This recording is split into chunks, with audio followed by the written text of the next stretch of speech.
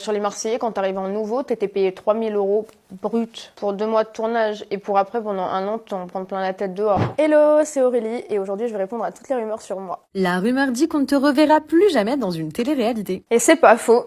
C'est pas faux du tout. Non, j'ai déjà pris le risque d'en faire une deuxième sur les anges. Je pensais que ça allait être totalement différent et au final, j'ai pris encore plus cher. Donc non, je me dis que franchement, je vais pas réitérer, hein. La rumeur dit que Jessica Thivenin s'est excusée auprès de toi des années après dans une vidéo. Je suis bien. Toi, t'es mieux que moi. Bah oui, je suis mieux que toi. Tu t'es vu ou quoi? On dirait Boostifleur de Pokémon. La rumeur dit vrai. Enfin, auprès de moi, non, mais indirectement, oui. Ah Aurélie, la pauvre, je suis tellement désolée, mais je t'ai rattrapée, regarde.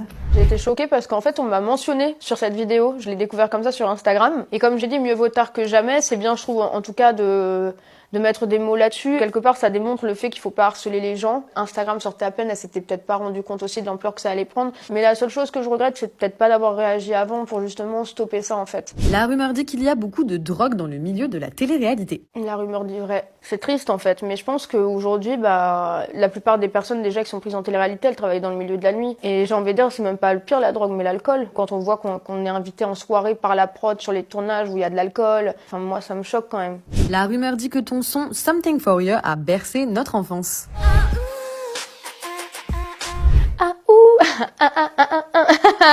Je pense que ouais, malgré tout, c'est vrai que la dernière fois j'ai fait un showcase en Belgique et là aussi j'étais choquée de voir la portée que ça a eu. C'est dingue. Mais bon, franchement, Jérém Star, il a été quand même pour beaucoup, hein. Et quand même aujourd'hui, il me fait toujours un petit voice WhatsApp.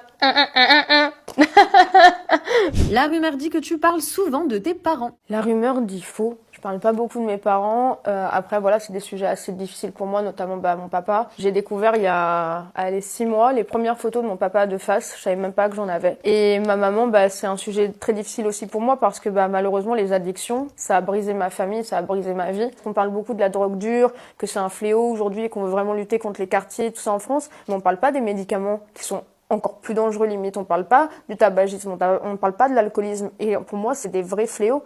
La rumeur dit que tu as subi beaucoup de cyberharcèlement à cause de ton poids. La rumeur est fausse. C'est vrai qu'à un moment donné, on m'a dit que j'étais très maigre, mais bon, j'étais tombée à 32 kilos. Et c'est vrai que j'ai un métabolisme hyper rapide. La seule chose, c'est qu'avant, je faisais beaucoup de sport. J'avais beaucoup plus de muscles et en fait, j'en ai perdu énormément à l'hôpital. Donc voilà, je peux paraître plus mince, ouais. Mais ça me dérange pas.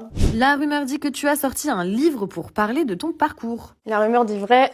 Quand je suis sortie de l'hôpital, j'ai écrit donc Brisée en 3 semaines. Mon témoignage de vie, pour moi, c'est pas de le sortir par ego trip ou narcissisme, pas du tout. C'est vraiment de pouvoir transmettre des messages pour pouvoir justement lutter contre les addictions, lutter contre le harcèlement et vraiment que ça prenne du sens en fait.